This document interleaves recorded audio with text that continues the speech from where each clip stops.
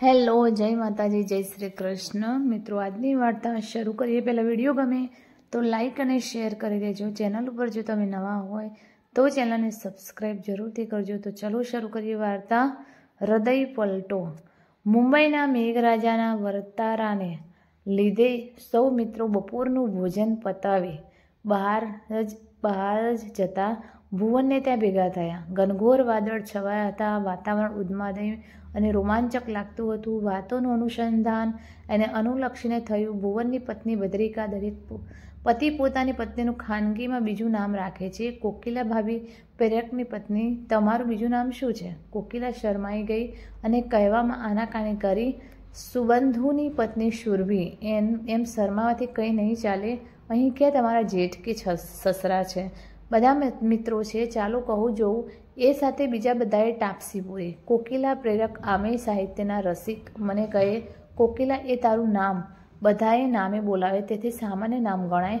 મારે આપણા વચ્ચે ખાસ નામ આપવું છે. તને હું પરભૃતિકા કહીશ. મને તો એનો અર્થ પણ ન હતો ખબર. મેં કહ્યું કે આવા અટપટા નામનો અર્થ શું થાય? તેઓ કહે પરભૃતિકા એટલે કોયલ યાને કોકિલા.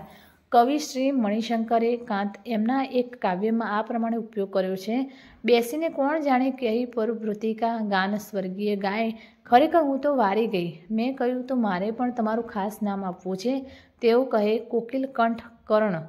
પ્રિય તેની પ્રિયકર કેવું લાગે છે? સાચું કહું, હું એમના રસિકપણાને વારી ગઈ. એમને વળગી પડી અને કાનમાં કહ્યું, વારી જાઉં મારા રસિક બલમાં. અને હળવેકથી એમની એ કાનની બૂટને મીઠું બચકું ભર્યું. બધા એમ સાથે બોલી ઉઠ્યા, વાહ વાહ, વન્સ મોર. અહીં એક ફરીવાર કરી બતાવો. પ્રેરક દરેક વસ્તુ એના યોગ્ય સ્થાન અને સમય શોભે. સામાજિક મર્યાદાની પાળનું ઉલ્લંઘન ના કરાય. માને આપણે બાપાની વહુ નથી કહેતા, માં જ કહીએ છીએ. પછી એ વિશે વાદ ન થયો. ભુવન, ભદ્રિકા, નાસ્તા પાણીની વ્યવસ્થા કરો. ભદ્રિકા, આ વરસાદમાં ગરમાગરમ ડાકોરના ગોટા સાથે ચટણીને ગરમાગરમ મસાલેદાર અદરકની ચા બનાવીએ છીએ. ભુવન, સરસ. ભદ્રિકા અને સુરભી ભાભી, વંદના ભાભી વિકાસની પત્ની, સુલોચના ભાભી સુધાકરની પત્ની અને કોકિલા ભાભી બધું તૈયાર કરીએ છીએ. તે દરમિયાન તમે રૂમની બારીઓ બંધ કરી દો. વરસાદ આવતા રૂમમાં પાણી થઈ જશે. થોડા સમયમાં નાસ્તા પાણી તૈયાર થઈ ગયા. એટલામાં વીજળીના ઝબકારે ગડગડાટી સાથે મેઘ તૂટી પડ્યો. વંદના ભાભી, એક ક્ષણ તો એવું લાગ્યું કે વીજળી આપણા પર પડી જ હોય. સુધાકર, ક્ષણ પરથી કશે વાંચેલું યાદ આવ્યું. જો કોઈ ક્ષણ હૃદયની લાગણીને ઝંકૃત કરે તો હૃદય પરિવર્તન થાય. પ્રેરક, એવી હૃદયને સ્પર્શતી ક્ષણને તેના ગુણ અનુસાર 3 વિભાગમાં વહેંચી શકાય. 1. મહાભિનિષ્ક્રમણ, 2. હૃદય પરિવર્તન અને 3. હૃદય પલટો. ભુવક પ્રેરક માંડીને વાત કરતો જા અને સાથોસાથ બધા નાસ્તા પાણીને ન્યાય આપતા જઈએ જેથી એ ઠંડા પડી ન જાય. પ્રેરક, મહાભિનિષ્ક્રમણ, આ હૃદયની ક્ષણ ત્યાગને અતિ ઉત્તમ શિખર પર લઈ જાય છે. દોમ સાહેબીમાં જીવન વ્યતીત કરતા સિદ્ધાર્થની પાસે સ્વર્ગથી પણ ચડી જાય તેવો વૈભવ હતો. રૂપના અંબાર સમી પત્ની યશોધરા, ફૂલ ગુલાબની નાજુક અને મલકતો કુંવર રાહુલ હતો. એક ક્ષણે સિદ્ધાર્થ શું જોયું? એક વૃદ્ધ લાકડીના સહારે ચાલતો હતો. એક રોગીને સ્મશાને લઈ જતા શબને તથા સાધુને કે જેને સંસારના દુઃખો અને મૃત્યુના ભયથી મુક્ત થવા સંસારનો ત્યાગ કર્યો છે. બધું નાશવંત છે એ સમજાયું. માયાના પડવો તૂટી ગયા. સંસારના હિત કાજે કુટુંબનો ત્યાગ, પોતાની વત્સલ પ્રજાનો ત્યાગ, જ્ઞાન મેળવવા બોધિ વૃક્ષની નીચે બેસી સાધના શરૂ થઈ. ધ્યાનસ્થ અવસ્થામાં સરી પડવું અને જ્ઞાન પ્રાપ્ત કરવું એ અવતારી પુરુષે ગૌતમ બુદ્ધ તરીકે આ ભૂમિને પાવન કરી. આવી હૃદય પલટાની ક્ષણને મહાવિનિષ્ક્રમણ કહે છે, જે અવતારી પુરુષથી શક્ય બને છે. પ્રેરક અહીં અટક્યો અને નાસ્તો કર્યો. પછી આગળ ચલાવ્યું. હૃદય પરિવર્તન, આને મધ્યમ કક્ષા કહી શકાય. આમાં ત્યાગની ભાવના છે. સંસાર માટે કંઈક કરી છૂટવાની ભાવના હોય છે. ઉદાહરણ તરીકે વાલિયામાંથી વાલ્મીકી થવું અને શ્રી રામાયણનું રસપાન કરાવવું એ સામાન્ય વાત નથી. પોતાની પત્ની રત્નાવલીમાં આસક્ત તુલસીને રત્નાવલીની એક ટકોર કે આટલી આસક્તિ શ્રી રામમાં રાખી હોત તો ભવસાગર પાર કરી જતા. બસ સંસાર અને શ્રી રામચરિત માનસ અર્પ્યું અને ચિત્રકૂટ પર રામ ભક્તિમાં શેષ જીવન વ્યતીત કર્યું. સંત તુલસીદાસ તરીકે પ્રસિદ્ધ થયા. બાળક મૂળ શંકરે ભગવાન શિવના મંદિરમાં જોયું કે શિવનો ભોગ ઉદર ખાઈ રહ્યો છે અને એની મૂર્તિ પર રમી રહ્યો છે. તે ક્ષણે લાગ્યું કે જો ભગવાન નાના ઉદરથી પોતાનું રક્ષણ નથી કરી શકતા તો જગતનું રક્ષણ કેવી રીતે કરી શકે. ત્યાંથી જ્ઞાનની શોધમાં હિમાલય સુધી જઈ આવ્યા. એમણે આર્ય સમાજની સ્થાપના કરી, વૈદિક સમયને ઉજાગર કર્યું અને સ્વામી દયાનંદ સરસ્વતી તરીકે પ્રસિદ્ધ થયા. સંસારને વેદનું સાચું પદ દર્શન કરાવ્યું. 3. હૃદય પલટો.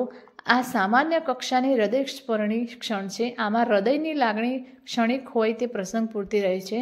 આવી ક્ષણ દરેક વ્યક્તિના જીવનમાં આવે છે. કોઈ એની નોંધ લે છે તો કોઈ નથી લેતા. મારા જીવનમાં બનેલ 2 પ્રસંગો જણાવું. હું જ્યારે ક્લાર્ક તરીકે કોર્ટમાં આવેલ અમારી બેંકની મુખ્ય શાખામાં IBC ડિપાર્ટમેન્ટમાં હતો તે સમયનો પ્રસંગ છે. કલકત્તાથી ₹50,000ની ફિક્સ્ડ ડિપોઝિટ રસીદ આવી. એ રસીદ શ્રી દેબ આશીષ ચેટર્જીના નામે હતી. ડ્યુ ડેટ થઈ ગઈ હતી. ઇન્ડસ્ટ્રીયલ એક્સપ્રેસે ઇસ્યુ કરેલ સાથે શ્રી દેબ આશીષ ચેટર્જીનો હાથે લખેલ પત્ર હતો. પત્રની વિગતનો સાર એ હતો કે તેઓની આર્થિક પરિસ્થિતિ સાધારણ હતી. હવે રિટાયર્ડ થયા હતા. દીકરીની સગાઈ થઈ ગઈ હતી. વેવાઈ તરફથી લગ્ન માટે ઉતાવળ કરાતી હતી કેમ કે વેવાણની તબિયત ઠીક રહેતી નથી. જિંદગીભરની મૂડી પૈસો બચાવીને દીકરીના લગ્ન માટે 50,000 બચાવી વધુ વ્યાજના ચક્કરમાં બેંકમાં ના મૂકતા અહીં મૂક્યા. હવે તેઓની કલકત્તા ઓફિસ વ્યાજનો ચેક આપવા કહે છે. મુદ્દલ અંગે અનિશ્ચિત સમય કહે છે. એ અંગે વધુમાં એમને મુંબઈની ઓફિસનો સંપર્ક કરી શકો છો. એમ જણાવે છે કે મારી રસીદ સીધી એમને મોકલું અને ગુમ થઈ જાય તો હું ક્યાંયનું ના રહું. તેથી તમારી બેંક દ્વારા પાઠવું છું. જો મારી દીકરીની સગાઈ ફોક કરાશે તો મારે છતાં પૈસે ઝેર ખાવાનો વારો આવશે. થોડું ઘણું દાગીનું છે તે દીકરીને લગ્નમાં ચડાવીશું. રિટાયર હોવાથી આવક નજીવી એટલે કોઈ શાહુકાર પૈસા ધીરે નહીં વગેરે વગેરે. પત્રમાં સહી કરવાની અને તેની ઉપરના લખાણની જગ્યાએ થોડાક શબ્દ પર પાણી પડ્યાથી સહી પરસરેલી. અમને સૌને લાગ્યું કે તેઓની આંખના અશ્રુ હશે. મારા સાહેબને મારા પર પૂરો ભરોસો કે હું જાતે ઇન્ડિયન એક્સપ્રેસમાં જઈને આ મામલે પતાવટ કરી શકીશ. હું તેમ પહોંચ્યો. આ અંગે જે કારોબાર સંભાળતા હતા એ ઓફિસરને મળ્યો. એમનું નામ શ્રી માંડવિયા હતું. તેઓએ રસીદ બતાવી અને જણાવ્યું કે અમારા ખાતેદાર જેઓ કલકત્તામાં છે એમની ડિપોઝિટ બાકી ગઈ છે તો પૈસા ચૂકવવામાં આવે. તેઓનું એમ કહ્યું હતું કે અમુક સંજોગોને લીધે હાલાતમાં મુદ્દલ નથી આપતા. અમે એ મુદ્દલ પર વ્યાજના પૈસા આપીએ છીએ. એ બાબતની જાણકારી કરી લીધી છે. મેં કહ્યું, જુઓ સાહેબ, તમે અને હું યંગ છીએ એટલે કદાચ દીકરીના બાપનો વલોપાત પૂર્ણ રીતે નહીં સમજાય. ધંધામાં ભાવનાત્મક વલણ ન રખાય એ સમજી શકાય છે. તમે પણ મારી જેમ કંપનીમાં કર્મચારી છો. તમને અમુક મર્યાદાઓ નડતી હશે. હું તમને આની સાથે આવેલ પત્ર વાંચી જવા વિનંતી કરું છું. મેં એમને પત્ર આપ્યો. એમને વાંચ્યો. મેં કહ્યું, સાહેબ, માની લો કે એમની દીકરી આપણી બેન હોય તો આપણે શું કરતા? કંપનીના નિયમને વળગી રહેતા. નિયમોનો ભંગ ન કરવો જોઈએ એ સમજી શકું છું, પણ કોઈ અપવાદ રૂપ ગણીને માનવતાનું કામ ના થઈ શકે. જુઓ, શ્રીમાન ચેટર્જીને આ રકમ સમયસર મળશે તો એમની સામે ઊભેલું ધર્મ સંકટ જતું રહેશે. માણસને છતાં પૈસે આવી લાચારી કરવી પડે છે. આપણા દિલમાં એટલી ઉદારતા ન આવી શકે કે એક બાપના મોં પર હરખ લાવીએ. હું એમને ઓળખતો નથી, પણ એમની લાચારીનું સ્વરૂપ મારા મનમાં હું સ્પષ્ટ જોઈ શકું છું. તમને શું લાગે છે? તેઓ થોડા વિચારમાં પડી ગયા. મને કહે, આ રસીદ અને એમનો પત્ર મને આપો. મારા ઉપરી અધિકારીની પરિસ્થિતિને વાકેફ કરી પૈસા છૂટા કરવાની કોશિશ કરું છું. મેં એમને રસીદ અને પત્ર આપ્યા. થોડી વારે તેઓ આવ્યા અને કહે, આ ચેક વ્યાજ સહિત મુદ્દલનો છે. શ્રી ચેટર્જીનું કામ થઈ ગયું. રસીદ સાથે આ પત્ર અમારા રેકોર્ડ માટે રાખવો પડશે. અમે બંને એકબીજાના હસ્ત મિલાવ્યા. તેઓ કહે, પ્રેરકભાઈ, ધંધામાં ક્યારેય લાગણીશીલ બનવું તેનો પાઠ આજે શીખ્યો. તમારો આભાર. મેં પણ તેમનો આભાર વ્યક્ત કર્યો. અહીં હૃદય પલટો છે જે પ્રાસંગિક છે પણ સારું પરિણામ લાવે છે. બીજો પ્રસંગ કહું છું. મારા પ્રમોશન બાદ હું કેટલોક વખત અમારી માટુંગાની શાખામાં હતો.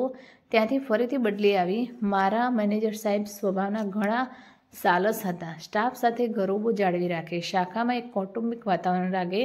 બદલી બાદ એકવાર હું એમના ઘરે કાંદીવલી ગયો. વાતાવરણમાં સેલ્ફ પ્રોફેશનલ લોન સંબંધી વાત નીકળી. શ્રી સુધાકર રાવ જેઓ સીએ હતા અને અમારી શાખામાંથી એમને સેલ્ફ પ્રોફેશનલ અંતર્ગત લોન આપેલ, પરંતુ 1-2 હપ્તા ચૂકવ્યા બાદ લોન પેટે પૈસા ચૂકવતા ન હતા. એ અંગે કાગળ પણ લખેલ એમની ઓફિસમાં ભાગ્યે જ મળે ત્યારે વચન આપ્યા કરે કે લોનના પૈસા જરૂર ચૂકવી દેશે. નતીજો કશો નહીં. તેઓએ તેમનું રહેણાંક બદલ્યું. એની જાણકારી મેનેજર સાહેબને થોડા સમય પહેલાં થઈ. શ્રી રાવનું નવું રહેણાંક મારા ઘરની નજીકમાં હતું. મેં સૂચન કર્યું કે મને તમે ઓથોરિટી લેટર આપો, હું રવિવારે એમને ત્યાં મળી આવીશ. તે મુજબ એક રવિવારે સવારે તેમના સરનામાના સ્થળે પહોંચ્યો. ડોર બેલ વગાડ્યો. એક યુવાન વ્યક્તિ બારણે આવી. મેં કહ્યું, શ્રી સુધાકર રાવ છે? તેઓ બોલ્યા, હા, હું સુધાકર છું. શું કામ છે? મેં એમને ટૂંકમાં વિગત જણાવી. તેઓએ કહ્યું કે અત્યારે ટીવી પર રામાયણનો એપિસોડ આવે છે, તો આપણે લોન સંબંધી વાત પછી કરીશું. તમે પણ જુઓ. આ સિરિયલ તમે બહુ પણ જોતા હશો. મેં કહ્યું, હાજી. અને હું એમની અને એમના કુટુંબ સાથે રામાયણ જોવા બેઠો. મનમાં વિચાર્યું હતું કે આજનો એપિસોડ જવાનો એ વાત ભગવાન રામે સાંભળી હશે, એટલે સગવડ કરી આપી. એક ગણતરી એવી હતી કે રામાયણના સમયે જવાથી એ જરૂર મળી શકશે. બધાને આ સિરિયલે ઘેલું લગાડ્યું હતું. એ એપિસોડમાં શ્રી રામનો રાજ્યાભિષેક થવાનો હતો અને તેની તૈયારી અયોધ્યા નગરીમાં પૂરજોશમાં ચાલતી હતી. પ્રજામાં પણ એટલો ઉત્સાહ હતો. કૈકેયી માતાના વચને બંધાયેલા રાજા દશરથ વિવશ થઈ વચન પાલન ખાતર શ્રી રામને રાજ્યાભિષેકથી દૂર કરી 14 વર્ષ વનવાસ જવાની આજ્ઞા કરે છે. જે શ્રી રામ સસ્મિત વધાવી શિરોમાન્ય ગણે છે. સીતા માતા અને ભાઈ લક્ષ્મણ તેમની સાથે વનમાં જવા તૈયાર થાય છે. એપિસોડ પૂરો થાય છે. શ્રી રાવ, બોલો હવે આપણે લોન સંબંધી વાત કરીએ. મેં કહ્યું, હું આવ્યો ત્યારે તમે મને લોન વિશે સિરિયલના એપિસોડ બાદ વાત કરીશું એમ જણાવેલ. હવે હું કહું છું કે લોન સંબંધી વાત પછી કરીશું. પહેલાં એપિસોડ વિશે વાત કરવી છે. તેઓ થોડા અસમંજસમાં પડી ગયા. મેં કહ્યું, શ્રી રામની સિરિયલે સૌને જકડી દીધા છે, તેમાં બે મત નથી. મારું કહેવું એમ છે કે માત્ર એક એપિસોડ જોઈ હાથ ખંખેરી કાઢવાના, પછી બીજા રવિવારે ટીવી સામે ગોઠવાઈ જવું. શ્રી રામના જીવન જેવું ના જીવી શકીએ તો કાંઈ નહીં, પણ એમના ગુણોને આપણા જીવનમાં ઉતારવાનો થોડો પ્રયાસ કરીએ તો આપણું જીવન સાર્થક થશે. આજે મિલકત માટે ઘરે ઘરે ભાઈ ભાઈમાં ઝઘડા, કોર્ટ કચેરી, એની સામે જુઓ શ્રી રામને રાજગાદી મળતી હતી. એક ઝટકામાં એ વાત પલટાઈ જાય છે. 14 વર્ષનો વનવાસ મળે છે. કૈકેયી માતાને પણ પગે લાગે છે. એમના પ્રત્યે કોઈ ક્રોધ કે ઘૃણા નથી. અત્યારે આ શક્ય છે. શ્રી રામ હસ્તે મુખે આજ્ઞાનું પાલન કરે છે. આ મોરલનો અંશ માત્ર આપણે આપણા જીવનમાં ઉતારીએ તો જીવ્યું સાર્થક થઈ જાય. તમને કેમ લાગે છે? તેઓ થોડીવાર વિચારમાં પડ્યા. તેમનો ચહેરો કહેતો હતો કે પોતે કંઈ ખોટું કર્યું છે એવી લાગણી એમના મનમાં ઉદ્ભવી. તેઓ બોલ્યા, પ્રેરકજી, હું તમને મારો લોન સંબંધી ચેક આપું છું. લોન સમયસર ન ભરવાની મારી વૃત્તિ પર મને પસ્તાવો થાય છે. તમે એપિસોડનો મર્મ બરાબર ગ્રહણ કર્યો છે. મને નવી દ્રષ્ટિ મળી છે. કુટુંબ સાથે બેસી માત્ર જોવા કરતાં બાળકોને આમાંથી મોરલ શીખવાડી શકાય. એ ક્યારેક કે આપણે ખુદ મોરલને જીવનમાં વણી લઈએ ત્યારે શક્ય છે. તમારી જોવાની દ્રષ્ટિને દાદ આપું છું. હવે લોન સંબંધી વાત પૂરી કરીને મેં કહ્યું, સુધાકરજી, લોનની રકમ અને વ્યાજ વગેરેની ગણતરી શાખામાં થશે. તમે સોમવારે એટલે કે આવતીકાલે શાખામાં જજો. તેઓ હિસાબ કરીને ચેક માટેની રકમ જણાવશે. અને હા, મને પૂરો વિશ્વાસ છે કે તમે આ ફરજ ચૂકશો નહીં. ધન્યવાદ. બીજે દિવસે મને મેનેજર સાહેબનો ફોન આવ્યો કે શ્રી રાવ લોનની બધી રકમ વ્યાજ સાથે ભરપાઈ કરી ગયા છે. મિત્રો, એક ક્ષણ હતી કે જેને શ્રી રાવનો હૃદય પલટો કર્યો. જીવનમાં આવી હૃદયની લાગણીને ઝંકૃત કરે એવી ક્ષણ ઘણી ક્ષણિક હોય છે. તેને ગ્રહણ કરવા ગંગા સતીએ પાનબાઈને સરસ ઉપદેશ એમના એક ભજનમાં આપ્યો છે. વીજળીને ચમકારે મોતી પરોવો પાનબાઈ, અચાનક અંધારા થાશેજી. વિકાસ, વાહ પ્રેરક, તે તો આજે આપણા સૌની સાંજ અજવાળી. તો મિત્રો, આ કહાની તમને કેવી લાગી તે કોમેન્ટ કરીને જરૂર જણાવશો. અને વિડીયો પસંદ આવ્યો હોય તો લાઈક અને શેર કરજો, તથા ચેનલ પર નવા હોય તો ચેનલને સબસ્ક્રાઈબ જરૂરથી કરજો. ફરી મળીશું એક નવા વિડીયો સાથે, વાર્તા સાથે. ત્યાં સુધી નમસ્તે, જય માતાજી, જય Shri Krishna, Har Har Mahadev. Thanks for watching.